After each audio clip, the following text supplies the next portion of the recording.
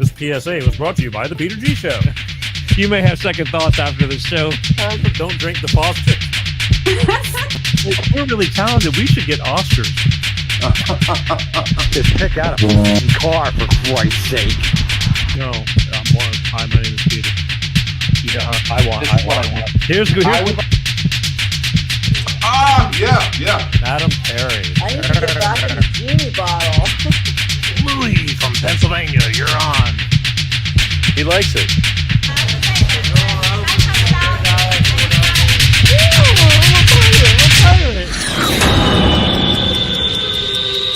It's showtime.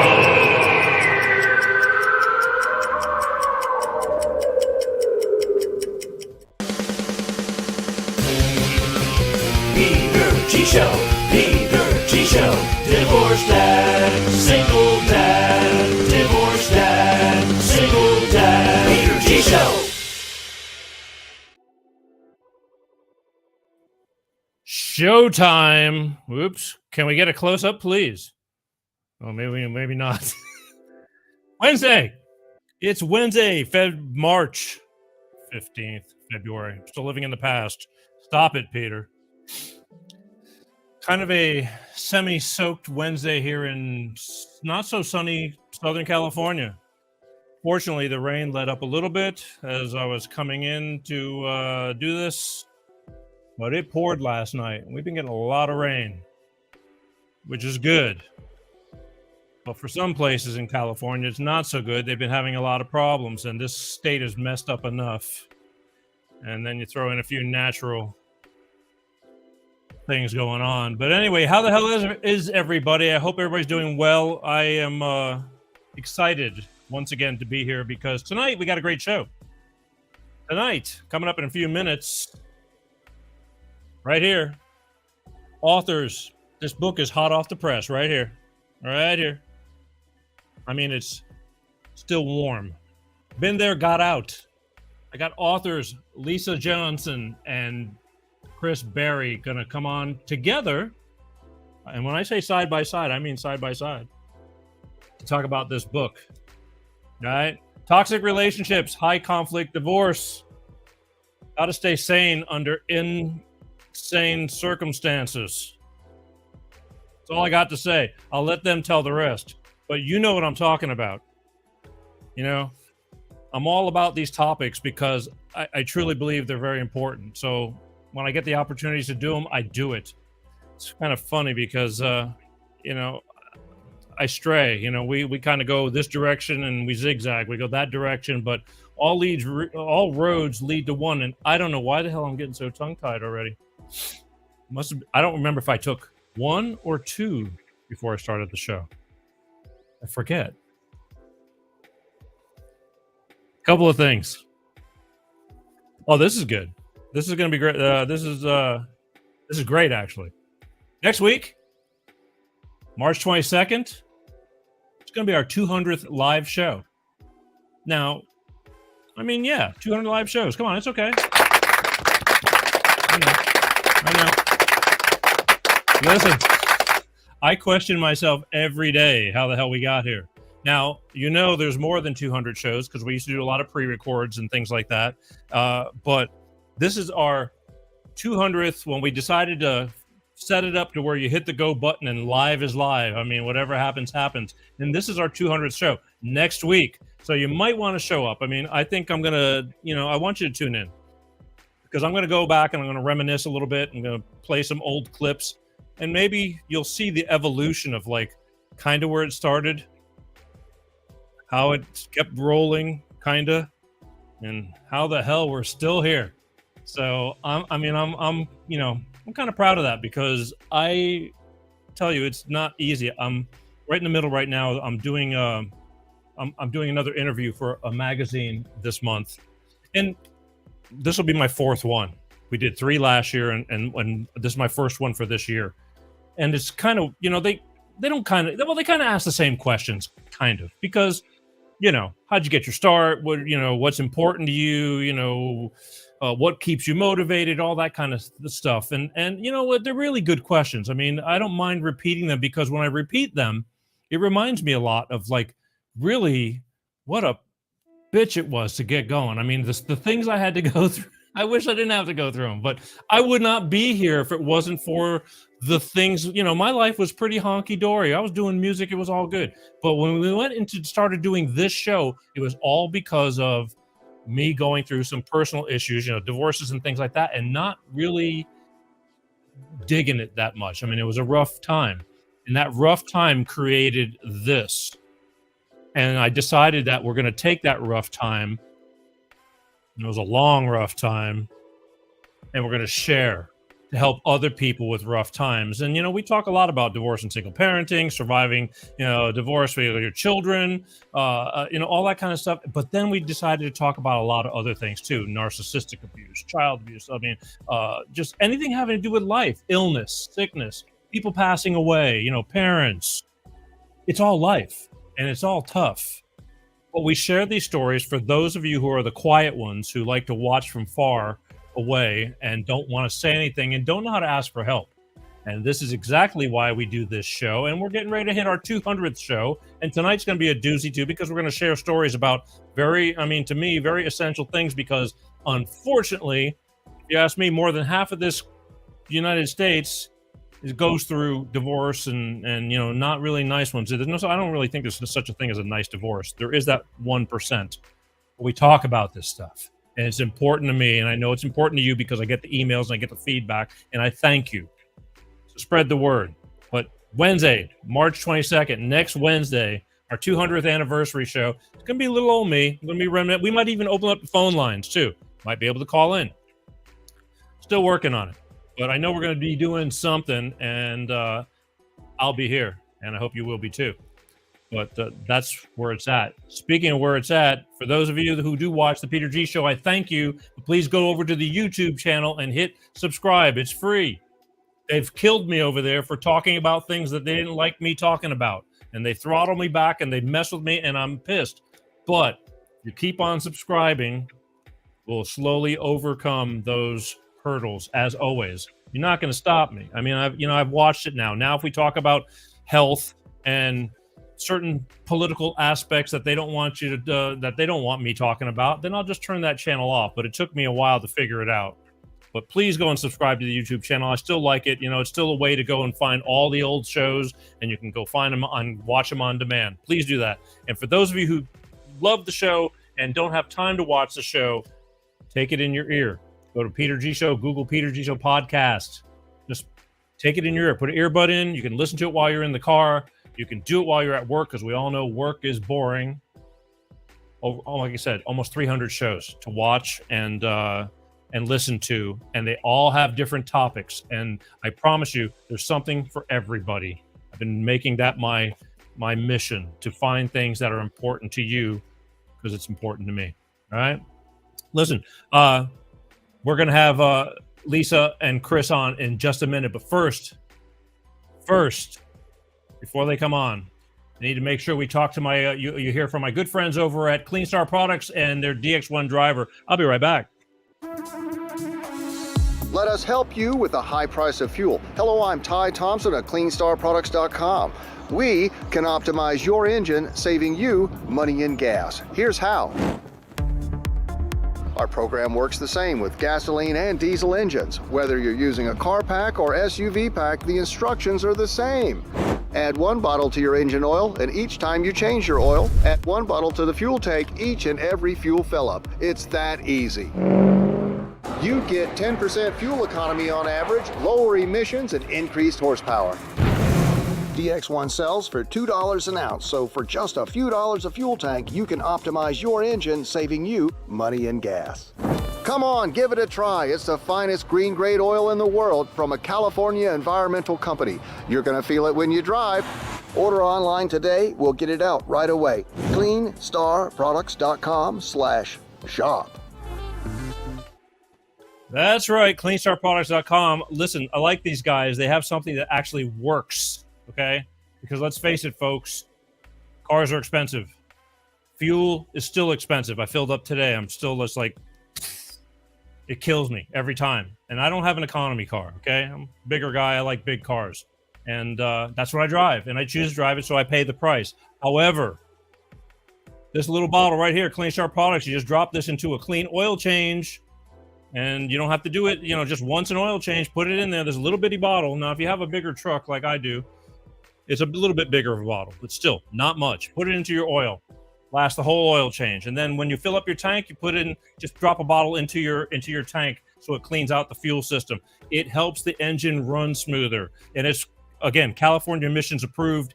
It's scientifically proven. You're going to get up to 10% better fuel economy by using this. Plus, you're making your engine run smoother with more lubricity and less friction. So your car is going to last longer. And I'm a car keeper. I do not waste money on cars. I used to. Here we go with that used to. I used to do a lot of things. Things change, but I'm happy. I have a great running car, and it, take care of your body, and your body will take care of you. And same goes with your car. If you want to talk to good people like Clean Star Products, just go to cleanstarproducts.com. They will talk to you and give you any kind of information you want. But go check them out. I promise you that it's worth the couple of minutes just to go check it out and invest in yourself. Love those guys. Now, real quick.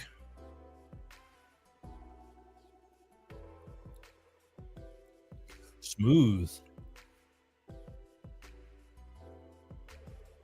As I said earlier, we're going to have Lisa Johnson and Chris Barry on with their new book right here, Been There, Got Out. Okay? I'm going to let them tell you all about it. I've been telling you about it for days, for this past week, but now I have them here in person to do it. So without further ado, here we go, ladies and gentlemen.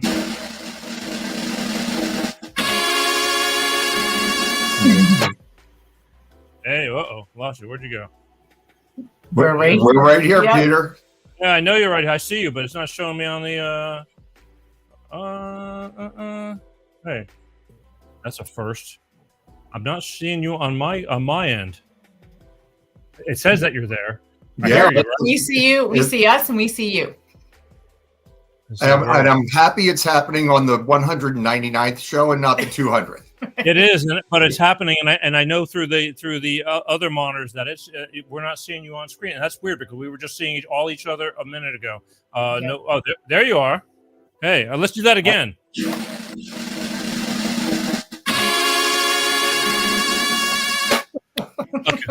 Okay. I've never been introduced with a drum roll before. Now it's twice in a couple minutes. So this is a great day. Hey, I got a little monkey in the corner, and he's really good, and he works for peanuts, so it's all good. Listen, technology, it's a bitch sometimes. Like I said, when you start your engines on a live show, whatever happens, happens. Thank you for taking the time to come out here and on the show. And I know it's late on the East Coast, but you're on a mission too, just as I. And you guys have a book, and you just came out with this book, and I think it's pretty essential, as many of them are, that describe all these kind of things, but everybody has a different approach as to how they go about talking about divorces and bad relationships and overcoming the downfalls and burning the ship to the ground and all that kind of stuff. So first of all, I want you guys to just tell me about the book real quick, and then I'm going to have you then we're going to go backwards a little bit, and I'm going to ask each one of you to tell me about yourselves, but tell everybody a little bit about this new gem that just came out. Well, so actually, Peter, our business started as a book project back in 2017, and we didn't really know much about. Well, Lisa had been published before, but the publishing industry has changed a ton, and so we were approaching literary agents and getting nowhere, spinning our wheels, and finally somebody said, "You should start a coaching program." So we diverted away from the book, started the coaching program. That took off, and somebody approached us, our publisher, and said, "You need to write a book." We were like, "Well, duh." Yep. Everything comes around. But essentially, the book is, the way it's different from other books on this topic, toxic relationships and narcissism and all that stuff, is that it tries to be a practical guide, what you can do, not, oh, the system's broken, or, oh, it's not autobiographical or anything like that. So it's a practical guide for the steps you can take if you're in a legal battle with somebody like that, especially a partner. Okay, I mean, because I've gone through it, and we're going to talk. We're going to break it down a little bit but the hour goes by real quick. That's the thing. There's so much in here, as with most people's books. Great read, but hard to get. The whole. You're basically packing your life's experience into a whole book, and it's hard for us to get it into 50 minutes, but we're going to try. First of all, let's go by saying, Lisa Johnson, why don't you tell everybody a little bit about you, and then we'll go over to Chris and how you got to where you're at, and how come you're how you're sitting right in front of us right now. Okay, so I only have a minute, right? So yeah, I was in a long-term marriage. I was with my ex for about 20 years. We have 2 kids, and thought that I was the last person who would ever get a divorce. And a couple of years before we did, I realized he had been living a double life. And I was devastated, but knew I needed to take my time and be really stealth and careful about getting out. And that took a couple of years and awfulness in between. And then when the divorce finally happened, I thought, okay, this is amicable. We didn't really fight that much, so we'll kind of move on with our lives. And then it took a full year and $100,000, and he basically walked out of our kids' lives. And I just was like, this is insane. And 9 years later, I'm still in the legal system trying to get my ex to comply with court orders. Next week, right? Well, next week we just had a victory, but next month we still have a trial. So yeah, still here. That again, it's always a bloody battle. I mean, we'll get into that too. But okay, so that you gained your share. 1 year it took you to get out, and throwing money at the courts and lawyers and all this, and here we are. And then you eventually got it up with the book. Chris, what about you? How'd you how'd you figure it out? Yes, well, so similar but different. I was with my ex for about 10 years. We have 2 kids together, and she actually left me in 2014. And here's where it's similar. I thought it's going to be amicable. We'll work it out. Yes, it's very normal to be angry, for the parties to be angry in a divorce. That's normal. But people calm down and get to move on and figure it out and put the kids first and all that stuff. Well, my divorce, not to story Trump, took 3 years and cost $300,000. And it's not like we have, and we didn't go to trial. It still costs that much. And not to mention all the emotional heartache and the fear and all that stuff. But we got out of it, and I met Lisa, and probably at a time when any therapist would have said it's not the time to start a relationship, but we both had similar issues. So without knowing what they were. Exactly. So once we figured it out, we kind of helped each other through because it wasn't over when it was over, so to speak. Yeah. And then we learned a lot since then. Lots of difficulties, but lots of triumphs. Wow. I don't doubt it. I think I'm having trouble with your signal. We checked all this stuff and everything was great, but it's real. I might ask you guys to log off and come back on again just for a second. But let me finish this first, because I want to see if it'll make a difference, because it'll be worth it. If not, we'll go with it. It's really weird. Even the tracking is off. But I think no matter how much, look, you're going to have people that pour money into divorces. I mean, some people divorce for $5,000. Some people divorce for $500,000. But the pain is priceless.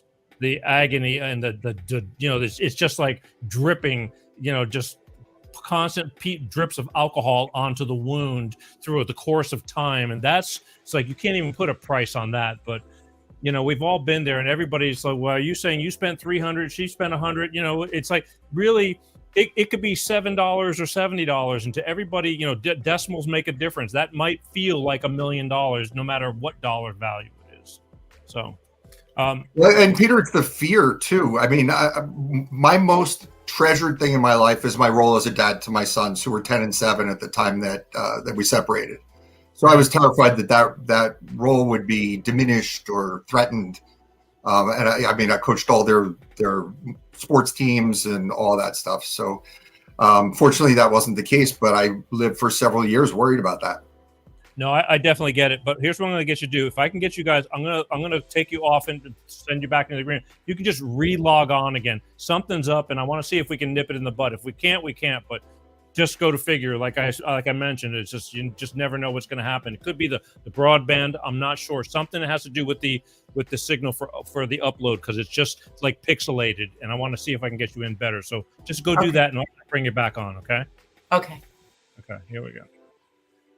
I'd rather give them a try again. And they're over on the East Coast in Connecticut, and we got a lot of really weird weather too. It could be who knows what's going on. But when it comes to, again, the broadband of these shows, 99% of the time we have great shows, clean, clear. But every once in a while, things go awry.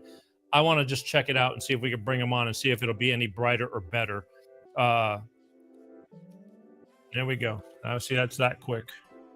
And let's go on. Okay, let's try this again. See, now you can't pop right on. Only reason I just want to check it because, okay, so we're back, and I think we're already looking clear. So, look, I've been wanting to write a book for 5 years now. Okay, still haven't gotten to it, and I have multiple books in me. I've already figured out how I'm going to do it. Kind of, forward, backward, all of that. How did you finally get around? Because I know it takes discipline to sit down and get a book. And did you guys do it yourself, or did you have help? Oh, it was an undertaking. That's okay, for sure. So like Chris said, I already have a book that was published about 20 years ago that actually did really well on a completely different topic. It was about backpacking around Europe as a rite of passage. And then I've also had a bit of a career as a professional writer. Before I had my children, I used to be a high school English teacher, but then I was doing articles for magazines. So when the publisher approached us to do this project, it was like, okay, we're gonna each write a chapter, and then someone had to be responsible for editing. Chris and I have very different styles. I like to slash. He likes to be very flowery and go on. So the publisher sort of assigned me to be the editor. The hatchet woman. The hatchet woman, yeah. So I was the one who was able to slash, and we clashed a little bit, but I was just like, sorry, Chris, you have to let me slash, and it worked out. It was a lot of iterations, but in the end, we were very proud of it, and our relationship survived it, which is probably a bigger surprise. No, it's good to have an objective, because when you're in too deep, again, I'm writing this article right now, and I'm trying not to write a book because you feel like you have to set it up for people to understand, and you need that. I think that's great for everything, even editors for video and things like that. Because if I sit there and hover, I'm going, no, you got to have that in there, because you don't. And the editors just kind of go and they go, listen, this makes sense. This boom, boom, boom, boom, boom, and it's over with. And that's why I don't have a book, because I don't have. I'm not ready to start chopping it all to pieces, because I got so much I don't even know where to start. Is it safe to say that both of your divorces, throughout the whole thing, the most important part you take into account is your children? For us, yeah. But I mean, the book really isn't about our personal experiences so much. It's just the very, first chapter is my story, second is Chris's, but then we jump into the realities of family court, and we really focus on things that will help other people, our own experiences with our clients. And we do a lot of interviews with experts involved with family court and divorce and separation post-judgment. So that's really the meat of this book. Okay, but I mean, even if you're getting the advice or experts that are telling you, I mean, does it come up a lot? Because to me, it was all about, I had a child involved in this, and they get caught in the middle. And there's where, I just had a woman on last week that her divorce completely wrecked their two girls. I mean, to me, it's like, what more damage worse can you do than something like that? They have nothing to do with it. They just happen to be there because you brought them into this world, and then they get all caught up, and then, they become, vegetables with needing therapy for the rest of their life because of all that crap. You try to avoid it. At least I did try to. And I just was asking because you're talking about going into courts, and the courts, when you go into court, you're going to court because you couldn't solve your differences. So you're going to have some strangers look at your stuff for 20 minutes and then decide your fate. Whether or not it goes to trial, you're still in the legal process. As I said, mine took 3 years and cost all that money without ever even having a judge decide anything at all. All I ever said in a courtroom was my name and address and swear to tell the truth. But that's probably the number one question we get more than any other is, can my kids be okay? The situation's horrible. I'm terrified. Can my kids be okay? Right. And that's, we have this weekly legal abuse support group. We think it's the only one in the world like it. But we always say to the people in it, even though we strategize together and we share resources, the bigger issue, since most of the people in that group and a lot of our clients are parents, is how are our kids going to be okay with a parent like that? And how do you co-parent with a monster? Well, again, every situation is kind of different. I mean, yeah, if you have a monster, or I just think that bickering, look, I mean, I had to lead with it by example when I started this show, and I started telling my story. I mean, there's two sides to every story, but the bottom line was I was fighting for 50-50 custody. It was only fair. I was given 50-50 custody right off the bat, but she was just pissed off. And for some reason, all of a sudden, I couldn't handle it. Although I could handle it before, but now because we're getting divorced, I couldn't handle it. And I wasn't having it because that little girl was going to have a mother and a father, despite my hopes in never having to go through that situation. So your kids get all caught up, and then you're in the courts, and the courts, I mean, they're like a machine. They read. I was watching the judges. They're just the lawyer's talking, but he's reading stuff right then and there, which he should have read before he ever came out.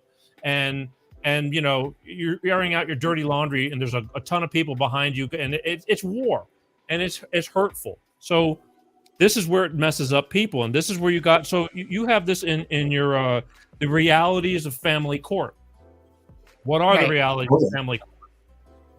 Well, so absolutely. The first one, I guess the misconception, because hopefully none of us ever have to go through this, but hopefully the ones that do only have to do it once. Well, here you are in this court system that's totally unfamiliar for the first and only time in your life. And there's so much in the balance, and you have no idea what's going on, even if your attorney has tried to prepare you. So I think the number one mistake we see a lot of mistakes, but people think they're going to have their day in court. People think they're going to get to tell their story. He or she was a jerk or did this, that, and the other thing. And that's not what happens in family court. In family court, as you said, you have your 20 minutes. They want to get you in and out. They've got a huge backlog. It's transactional to them. And after a time, family court judges develop compassion fatigue, and they don't have the time to care. Yeah. Look, and even though I said 20 minutes, you're there for 20 minutes that time, but you're going to go back a bunch of times. I was going back so many times, the people thought the security guards, because you got to go through the metal detectors, they thought I was an attorney. Yeah, me too. Yeah. Yeah. So it's hurtful. And if you do have an attorney, you don't really get to speak at all. I mean, the attorney does the speaking, I mean, so that's kind of good and bad, because I'm counting on him remembering what we just went over, because even though I love my attorney to death, he's making notes. He's got 40 cases rolling around in his head or more. And he's, making notes right then and there. I'm going, oh God, here we go. I mean, I'm a cooked goose, but it's a tough thing to do. And it all costs a lot of money. So, definitely. And you'd like to think that if an attorney is advocating for you, that's better than you advocating for yourself. But I talk about this in the book. It's too long a story to tell in this interview. But I have one time that I went in and my regular attorney was out on maternity leave, and the substitute was called into conference with my ex's attorney and the judge. And they came back out, and my substitute attorney had this horrified look on her face, and she said to me, "What do you know about a homework project that wasn't done?" And I'm like, "What are you talking about?" And the judge started just reiterating this lie that my ex's attorney had told, and made me pay $10,000 in her legal fees. And it was just not true. And it was all because the substitute attorney didn't have the facts straight. So, yeah. And those things happen all the time. Because they get blindsided by these people who are using dirty tricks, basically. Right. And unfortunately, there's no recourse most of the time. Like if your lawyer makes mistakes, that's on you. And that's what a lot of people don't understand. And that's one of the things we really work on with our clients is what we call taking strategic oversight of their case, understanding that even though they've paid a lot of money to an attorney to take care of them, that they still need to be responsible, almost like they're the boss of a company. We say you're the boss of your own case. Like you need to make sure you proofread documents. You can't rely on an attorney to basically save your life. No, I truly agree. The one thing you can't do is go against the judge. It's like say something. He's going to make you or break you. And if your lawyer screws up and you start blasting out and doing really dumb stuff, which is emotional stuff, I've slipped a couple of times because they I tried not to get wound up, but they can do that to you. The opposing attorneys, and it can be a disaster. And so you have to watch your mouth, and you got to cross your fingers and hope they get it right, because going back after they slam a hammer down and make a decision, good luck trying to change that decision around. Yeah, absolutely. And that's another one of the things that we work with our clients on all the time is what we call presentation. Understanding the decorum of the court, understanding how to be deferential. I have this graphic I use when we're on client calls, which is a shot from the movie The Godfather, where they're kissing the Godfather's ring. And that's really, you have to know to be that way. You're not in there to educate the judge on domestic violence or emotional abuse or whatever. You're there to make the best case you can in a very short amount of time. And we always use the analogy of paying $2 million for 30 seconds for a Super Bowl ad.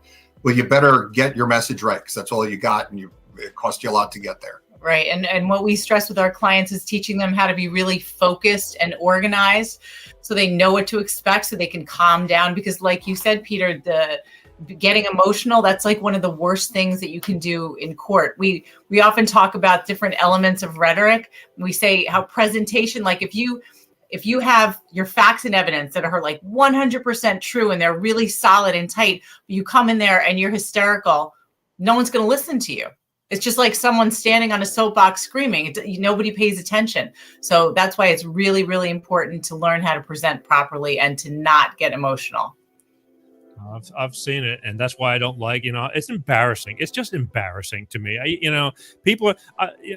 My lawyer would go, and because if he didn't know the judge, he would go, and at the beginning he says, I went in and sat in on a few court cases to just feel the judge out and this and that. But so you got everybody sitting in this behind you, and and then again, like I said, it's like he did this, she did that, and it's like, holy crap. I mean, it's just a nightmare. And I just hated it. I would be sweating through my suit because I had nothing to hide. I just didn't like it was just very uncomfortable. It's not the kind of guy I am, I just don't like it. I love entertainment, but that was drama. And and that was just, and it was stupid drama on top of that. How are you guys about mediate? When we went in and things like that, I learned, mediation. First, they want to try to see if you can work it out before going into court. How do you guys feel about, people? We never could work anything out, but does it happen? And are mediators, worthy, worth the time? So a lot of time, one of the things that people also need to understand is that, like you said, the courts, you have a very short period of time, and they actually don't want you there in the first place. They're always going to push you to try to settle out of court, because also if a judge makes an order, they don't want it to be appealed. So they want to avoid that and just get you to make some kind of agreement where they're not even involved. A lot of times courts order mediation, sometimes several times. We think mediation in general, it depends, when there's domestic violence involved, which is with most of our cases, if not all of it, it's tricky on how it's done, but mediation in general is way cheaper than litigation. You have the opportunity to be a lot more flexible in mediation if you're working with someone who, you actually can work with it all. You should have a really excellent mediator who understands the psychology of difficult people. But mediation also takes a lot of preparation, just like as if you were going to trial, because the mediator represents what the judge might say, and they can sort of try to push you to settle. But the other thing is, we found our clients, everyone is always pressured to settle. And so we always remind them part of the preparation is understanding like what you'd be willing to accept, what you would be flexible on, and what you absolutely would not be willing to accept and that you'd have to go to court for. So there's a lot involved. Mediation is a great way to sort of educate yourself. It's like a dress rehearsal for court, but it does require, it's not like you just show up to mediation and see what happens. There's really a lot of planning involved.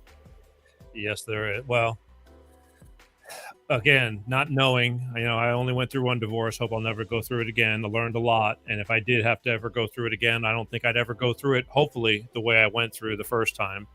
I think you learn a lot the first time, because I was very naive. I mean, I just don't like the whole process at all. But mediators and it can, providing you have, you got two parties, husband or wife or whatever. But if you have somebody who's unreasonable, you're not getting out anytime soon. It's just that simple. And that was the problem. I had somebody who was very unreasonable. That was the best word I can come up with that is nice to say. And so therefore we were ordered to mediations, family counseling and stuff like that.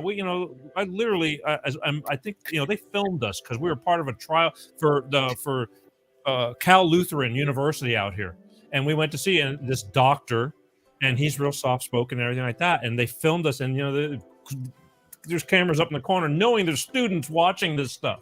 And I'm oh yeah, I'm sure it's well documented. I hate to say it, but I mean it's the truth. And we were there a lot, and I'd always constantly look up at that camera and I'd go, "Stay in school, kids." Well, it's we touched on it before about how when people are really, really difficult, or everybody's angry, right, and everybody goes in and they're fighting, but they calm down over time.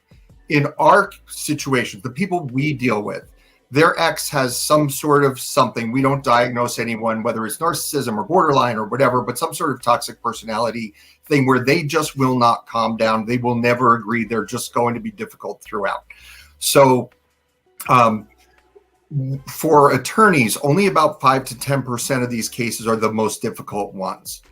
For us, it's 100% of them. And you're not going to get it done. Oh, what I was going to say is when a mediator is trying to get to a solution, they will sense that one party is difficult and one party is more accommodating. They're nicer. They're people pleasers. So not intentionally, but the mediator will tend to push the more accommodating person to give more because they sense that the other person is immovable. Oh, wow. Yeah, and that tends to be our clients. So we'll always be like, you need to stand up for yourself. Like you cannot just keep caving, because then the goalposts keep moving and you're gonna keep losing and losing and losing. You have to take a more aggressive stance. But the big thing is figuring out leverage that you have against your ex. So for example, a lot of our clients' exes care about their reputation. So they don't want to go to court because then it's going to be on the public record. So we really push, like, what can you do to convince them that it's important that this get worked out in these rooms instead of publicly in court? A lot of times money is an issue. So like I said, it's much more expensive to litigate. So you can push your ex to say, it's going to cost us another $50,000 if we don't finish it now, by just the beginning of going to trial. And that's what often forces settlement at the end of, or right before a trial, is because people are like, all right, we don't have a choice. Money and all of that. Again, it to me, but my lawyer would look at me and say, what do you want to fight for? It's all going to cost money.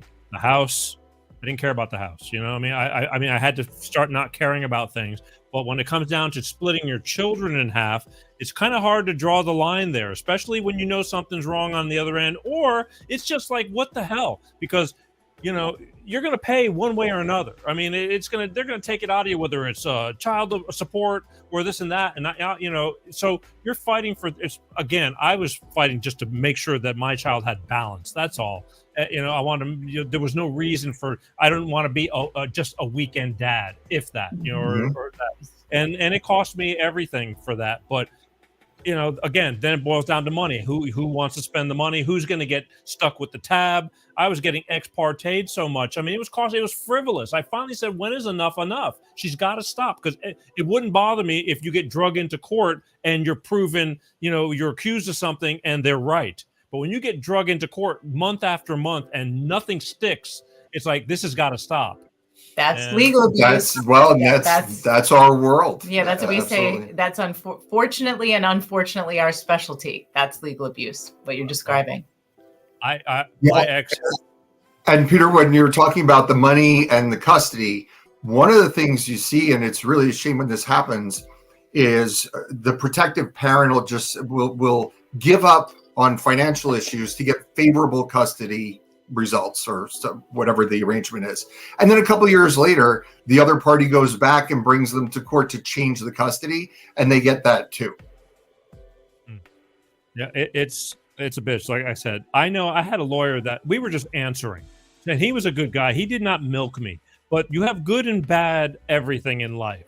And I just felt like my ex's lawyer was just running her. He'd get her ramped up, and we were in there constantly until the money ran out. And then they went in the back room, and they're, because they're all friends at some, or cordial to each other. And they go back and go, we need to wrap this up. There's no more here, and we're getting nowhere. Finally, after, the well is run dry. And that's what really pissed me off, because she fell right into it, and he played her like a violin, and until the money was gone. And then finally, and at the end of the day, there wasn't any change from day one of the start. That doesn't happen with a lot of people, but it did with me, and it does happen to a lot, because it's all just a spinning wheel. Oh, really? Hi, Chris. Yep. Yep. I'll sign the petition. Yeah, there's a club, and I know there's a club. I just haven't joined it, but believe me, it's a big club that we've all gone into it. Let's talk about toxic relationships. What because that seems to be like a big thing on your end. What do you in your book you just have a chapter, it's toxic relationships. Why don't you give everybody a little bit of what's going on with that? Okay, well, toxic relationships is really broad, but I think I'll talk about something that is different with someone who's in a toxic relationship when it comes to divorce. And our people always feel really isolated, because they're like, why is my divorce really different? So we say that often when someone's in a toxic relationship, let's say the abuser's biggest fear is abandonment. And so when the relationship ends, it doesn't even matter who caused it. That kicks off abandonment in that toxic person. So instead of dealing with that sense of abandonment and sense of failure, which they don't want to ever confront, it will turn into some kind of rage, which we also have heard called narcissistic rage. And then it becomes, I'm the victim and you're the villain. And so I'm going to do everything I can to destroy you, even if it takes all of our money. It's called the scorched earth strategy. Even if it destroys our kids' lives, I'm going to do anything, because I have to prove to everyone that you're the one who ruined my life. I'll do smear campaigns, again, anything, but they'll do whatever it takes to just avoid that sense of abandonment and failure. And that's what often starts these high conflict divorces and keeps them going. And everyone else is like, it doesn't make any sense. Why don't they just behave? Why don't they just do what's in the best interest of the kids? And these people also get angrier as time passes. Most people calm down, but it gets worse. That's just vindictiveness. I mean, it just, I've seen it. And that, again, anger, rage, it just fuel on the fire. It's the main cause for all of it. I mean, without the anger, I think you told me you have a regular divorce and high. What did you just say? High conflict divorce. Yeah, high conflict divorce. I'm sorry. I don't know what I must have. Like I said, I think I took too much medication today.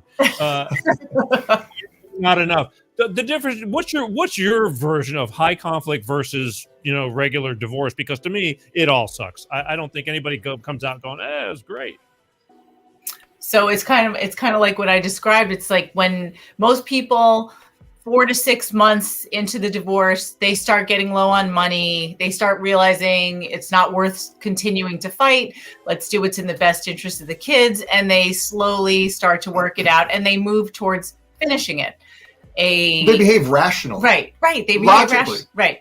But the opposite, in a high conflict divorce, there's still that anger and the feeling that you have to destroy the other person. It's not about resolution.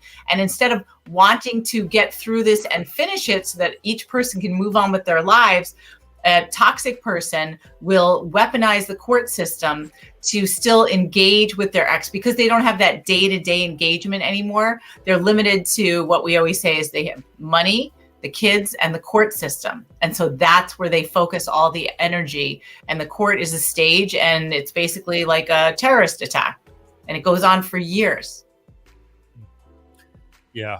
It does go on, and again, it's very hurtful, and you're just pissing. And you know, how many times have you heard somebody say, "God, if they could have had that money they could have spent on the kids' college or this and that." I mean, that has got to be the biggest cliche. I mean, everybody, because it's the friggin' truth for one, but on top of it, you know better, but you don't have a choice sometimes. There's just no choice. It takes two to get married, only one to get divorced, and basically, while you're going through the divorce, if they want to keep dragging you through court, they will, and that's that. Unless you completely give up. That's experience. That's the experience of all of our clients, and in our legal abuse support group, we say at the beginning of every meeting, your ex's goal is to wear you down and bleed you dry financially. And our job is to help you keep going and learn the marathon mindset, that it's not just, this is going to take a long time, but there's all kinds of training that's involved in getting through it, because it's not going to end anytime soon.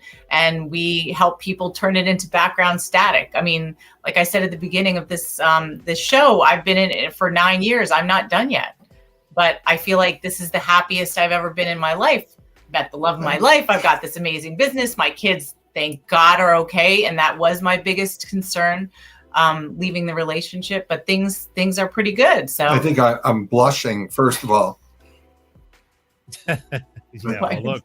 Yeah, well, you just said the love of your life, and you're happier than ever. Yeah. So but we often tell our clients that our clients rarely lose. They just run out of, if they do lose, quote unquote, it's because they ran out of energy before they got to the finish line successfully. Right. They give up too soon. Yep.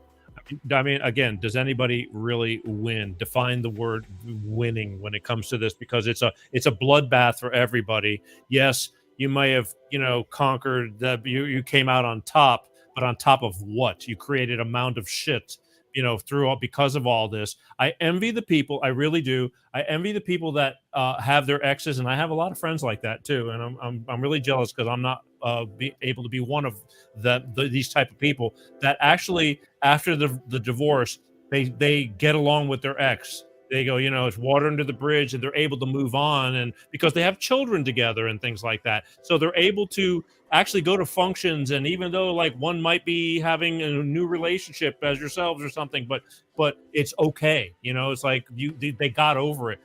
I don't, not everybody gets that. Nobody in our world has that. Right. Not in our, because we only deal with high conflict. So no, not a single person has that. We all wish, but. I think I go around in these interviews, and I'm always giving away the end of the movie Marriage Story. I don't know if you've seen that movie, but with Adam Driver, and I'm always Scarlett Johansson. And they go through this horrible divorce, and it's very triggering. When we saw it in the theater, very triggering to me. But in the end, they, like normal, rational people, finally start to get past it, and you can see that they're going to work together, and it's not this forever eternal bloodbath. Right. Our situations in our own personal lives and with our clients working with them, they're different. So to me, that was as depressing as it was objectively. Like, it was wow. like the feel-good divorce story. I know, like they actually put the kid first. Yeah. That's amazing. Yep. Wow. Yeah. No. I talk to a lot of people as well, but I got a handful of friends that they get along, and I'm envious. I really am, because for the sake of your child or children, to be able to, like, graduating school or something like that, take a family photo, or and somebody said to me, well, there's Photoshop nowadays, you can just it's just that's rational. That's a rational approach. Yeah. And our situations, the ones we deal with, we are down in the mud with the irrational people, and they don't think that way. Yeah, it's unfortunate, but you can't control it. No, you can't. Let's talk about this. Speaking of, they can't control it. I mean, I do a lot of shows and have a lot of guests that talk about narcissists and narcissistic abuse. How much is that running through you guys, doing what you're doing? Because I'm getting to find out that half the world is full of narcissists. I just never really realized it. I just thought they were assholes. Well, the word gets thrown around a lot. Yeah. Yeah. And misused. Right. But go ahead. I think a lot of people use the term narcissist to refer to somebody who's got an overinflated ego, or they're very loud, or they're very attention grabbing. And truth be told, we all have some narcissistic traits. Some occasional, in moderation, narcissistic traits can be beneficial. Not in our world, though. Not in our world. In our world, there's a difference between behaving narcissistically and narcissistic personality disorder, which is actually in the DSM-5 as a mental health disorder. Yeah. And we're not psychologists. Yeah, I mean, don't diagnose anyone. We like narcissistic abuse is a type of emotional abuse, and emotional abuse is in every relationship that we deal with, as well as our own. I mean, that's a form of what's called coercive control.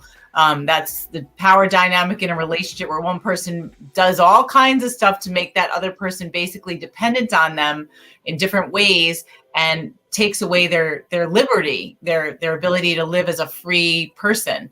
So that narcissistic abuse, emotional abuse is a huge part of what we do.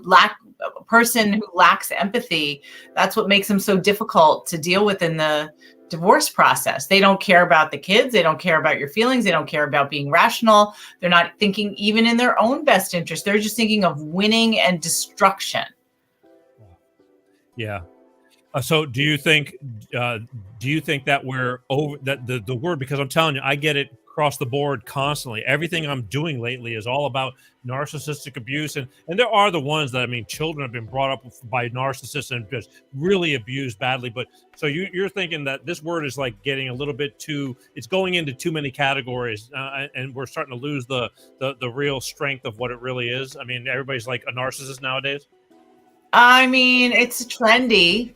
It's a trendy term. But we just say we'll say narcissist sometimes, but usually in terms of really someone who's lacking empathy. I think that's when we focus on a lot. But emotional abuse is the broader thing. I mean, there's all kinds of interesting types of emotional abuse. I think one of the more interesting ones that I just learned fairly recently from a friend of ours, Rebecca Ishida, who's a therapist and also specializes in addiction and narcissistic abuse. And that's so lying by omission, when somebody basically emotionally abuses you because they have a double life. They lie about all kinds of things, and you're not able to make a choice. You don't have any agency because you're dealing with like somebody who's not real. Wow. Again, you know, I'm catching all different types of the form of narcissism, and getting it from, you know, kids that were raised, you know, and abused, but to bad relationships. But I mean, so when you talk about toxic relationships, I mean, there's, I guess, everything from like alcohol abuse. You guys get a lot of that, you know. That's a part. Yeah, I mean, that's addiction can be a part of it. You know, one of the factors that we have in our book that talks about an indicator of high conflict divorce is somebody who is actively an addict, who's not in recovery because they're not able to use, they don't have good judgment. They're not even thinking about, again, their own self-interest. So it's very hard to work with someone who's completely irrational. Right. All right. Because, you know, again, it's a broad spectrum nowadays. But all I know is trouble is trouble. And, you know, when you're in it, I don't think anybody got married saying, I can't wait to get married because we're going to have such an awesome battle to the death divorce, you know. No, absolutely not. But to your thing about narcissistic behaviors, that's what we focus on, the patterns of behavior. So we don't care if somebody's diagnosed, and we make no effort to and we're not qualified to diagnose anyone. But it's remarkable how consistent high conflict people behave. So we'll get on the call with somebody and they'll start talking about what their partner or soon to be ex-partner, how they're behaving. And we'll say, oh, and I bet their attorney is really difficult or very aggressive. Yeah. How did you know? And there'll be 5 or 6, yeah, how did you know moments on the call. And it's because these behaviors are so consistent. So what Lisa and I focus on is, once we understand that the other party is difficult, don't even label it, just difficult, extremely difficult. We focus on what you can do about it to get yourself out intact. I said earlier about winning. I'll tell you how we define winning and how we encourage our clients to define winning. And that is getting out with your children as unscathed as possible and you as unscathed as possible, with an outcome that is not a total victory or anything. Maybe that would be awesome, but something you could live with. When you're in the moment, it's easier said than done. I mean, again, just like rehearsal. I mean, the more you do it, the better you get at it. But I don't ever want to be that good. So, most of these people going through all this stuff, they're going through it and it's a first time and you're a wreck. I mean, it rattles you and you're constantly carrying it in your brain. And the people that are difficult, they're just pissed off. And that pissed offness is churning, and transforming into, and it's going out into the universe or your world. And it's like, I'm going to give you hell because I'm pissed off. And it's not necessarily, the way to go, but this is how it goes, and it just sucks. They do all kinds of things. They conduct smear campaigns.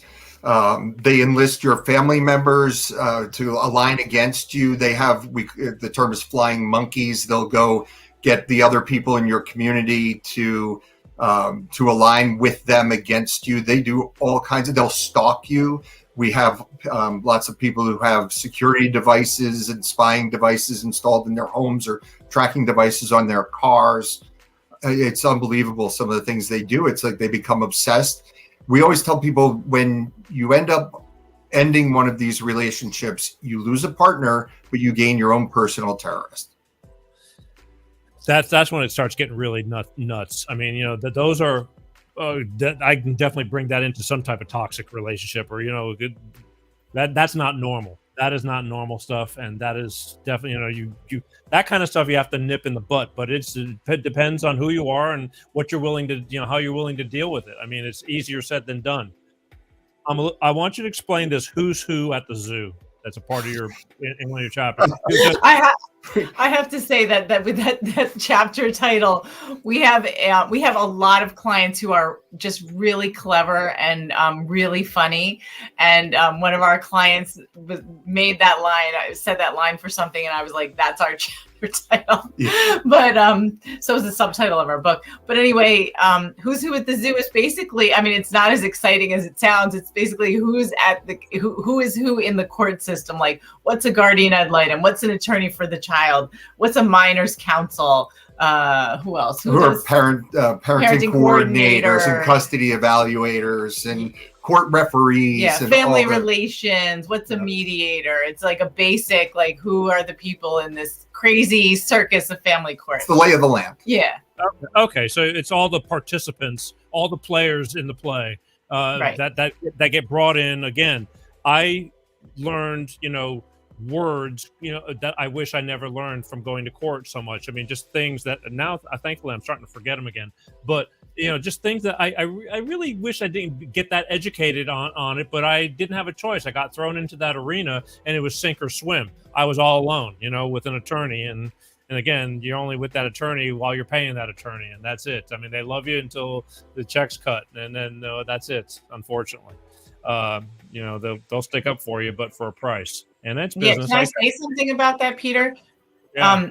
So part of, like, a big part of what we do is people are so alone in this process, and they're terrified and they're overwhelmed.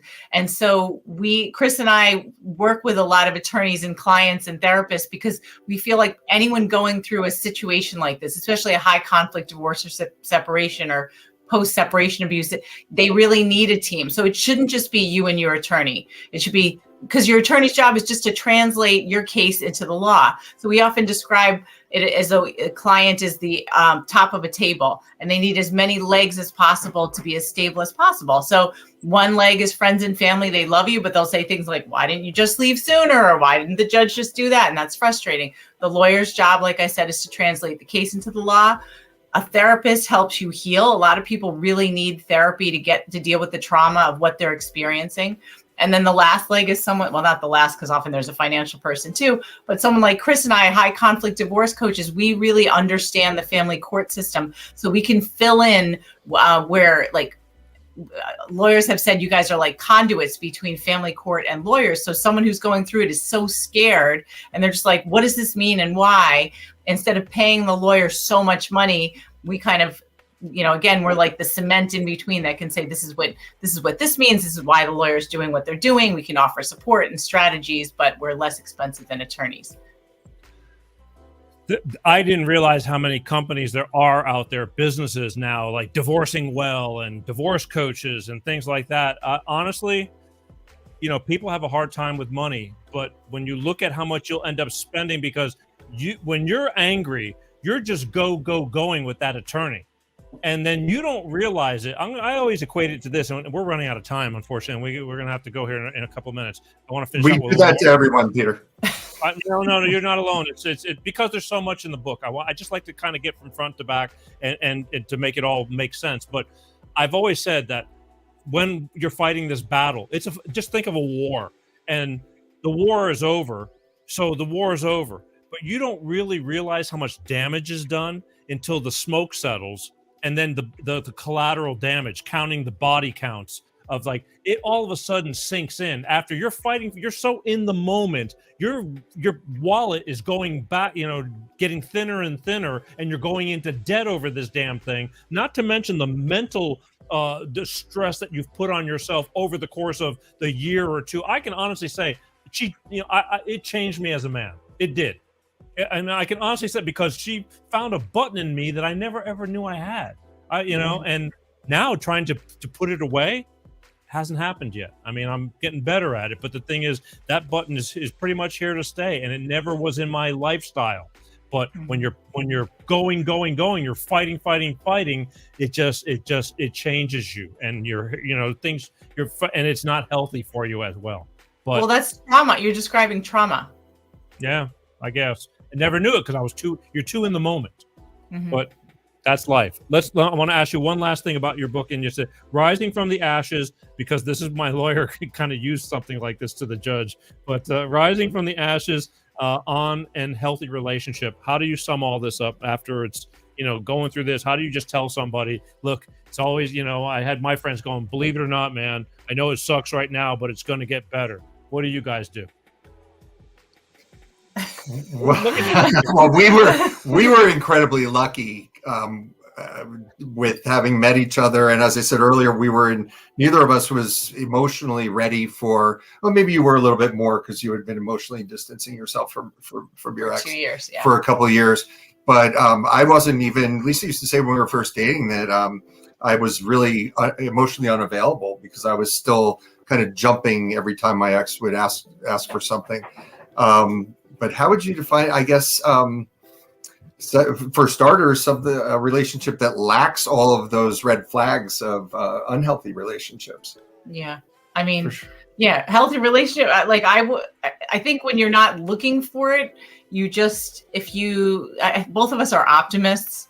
And I think we both came out, like when I came out, I was like, ooh, I've never done online dating. I'm not interested in a serious relationship. I just want to have fun. I'm so tired of being miserable. So I tried Match.com. It was my first experience. Chris was one of the first people I met.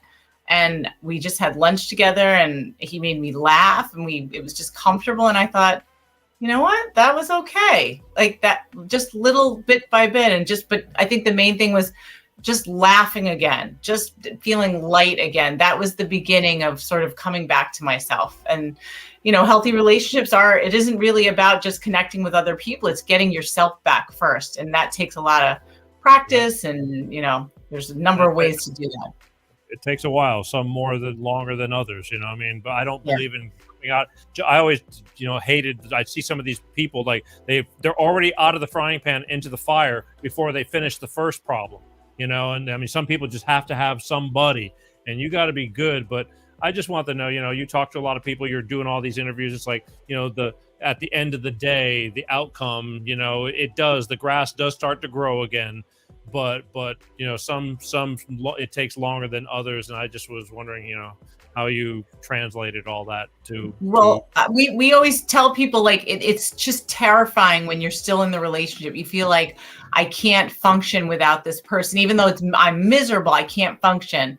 But once you finally take the leap, and often it takes many times, 7 to 9 times on average to get out of a toxic relationship, it's so much better on the other side. And it takes work and it takes time, but life is just amazing. It's just really scary along the way until you get there. And I want to say that I really think that having a good support around you. I mean, a lot of people don't have friends or family. I mean, God bless the people, the handful of people who had to listen to me,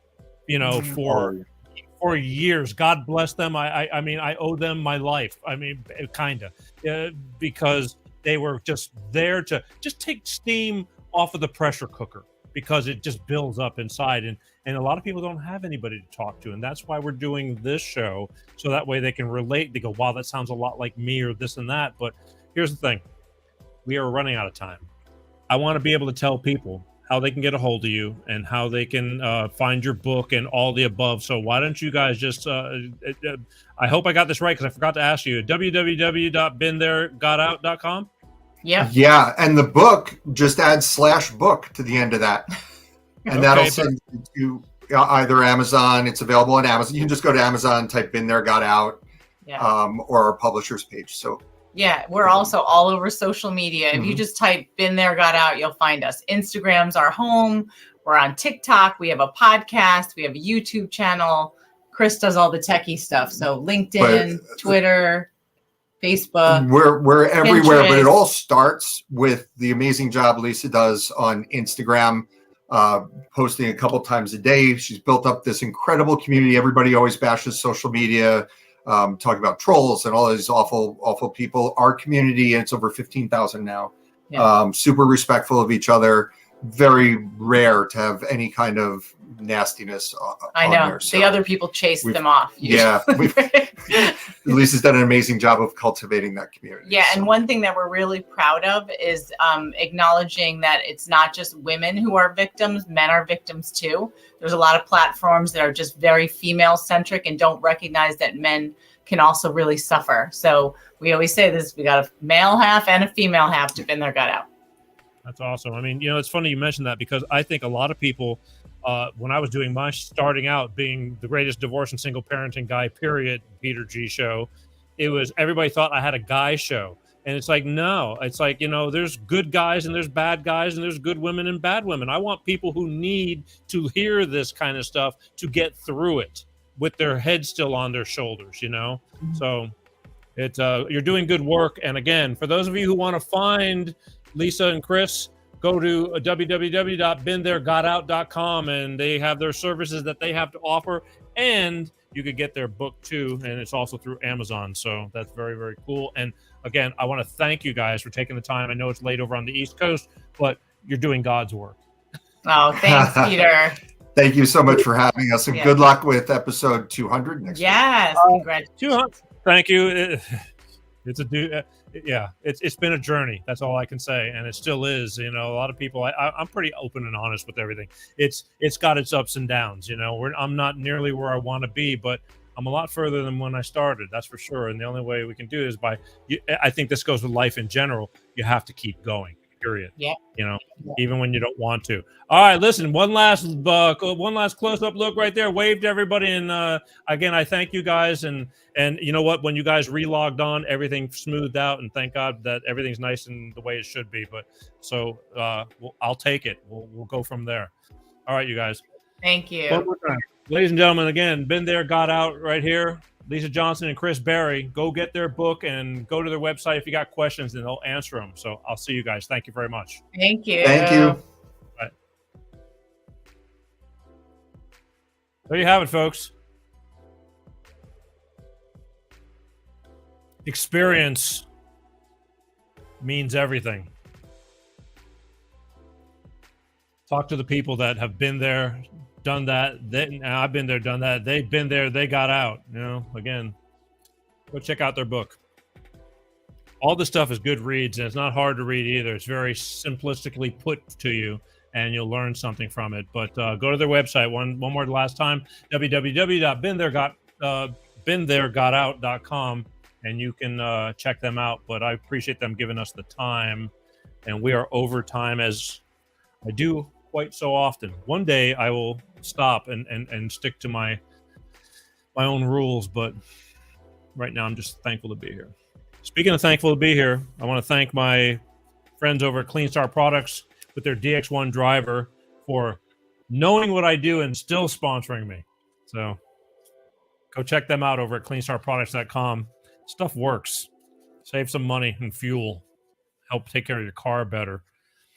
Remind you next week, as Chris reminded us, for the 200th show. You're not going to want to miss it. That's next week, March 22nd, Wednesday, March 22nd.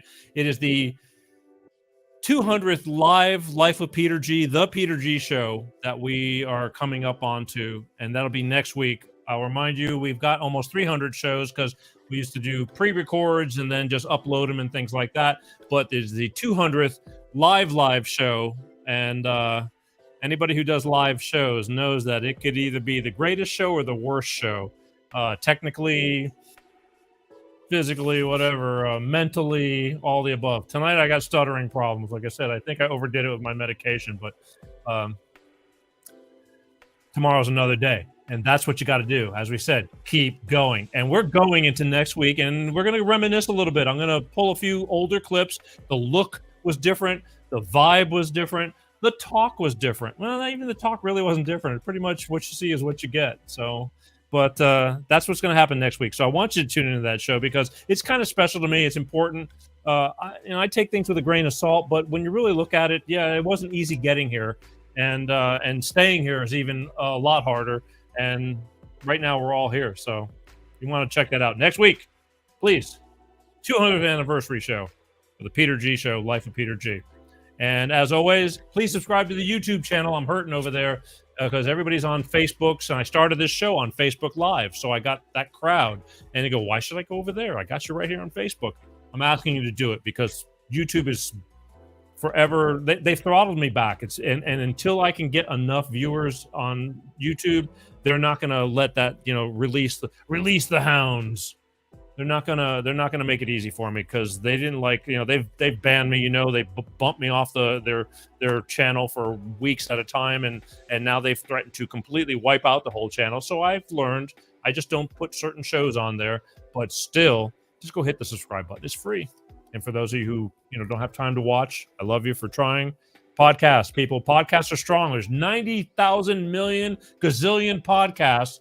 I don't understand how it takes me, when I'm watching TV, it takes me more time to figure out what the hell I want to watch. So there's a lot of podcasts, but if you choose to listen to the Peter G Show, just Google Peter G Show podcast, and it's on 25 different platforms, your Amazon Music, your Spotify, the Apple Podcasts, all the above. And just, you can take it on the road with you, listen to it in the car while you're at work, all the above, bicycle riding, walking. I listen to the shows when I'm walking.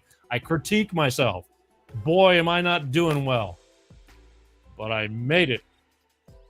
There's always the next day, I hope. As always, I love you guys. I do. I truly appreciate those who take the time out of their lives. I know that you could be doing a million things, but yet you choose to give this show some time. So I thank you from the bottom of my heart. That's why I want you to tune in next week, because it's kind of like a, let's get reacquainted show. But again, I appreciate each and every one of you for being here. And for those of you who comment through the week and watch all the little clips through the week, it takes a lot of work and effort. And you guys are worth every second of it. So I thank you. See you next week. My name is Peter G. Once again, you're watching Life of Peter G, the Peter G Show. And as always, I truly love you guys. Peace out. Peter G Show.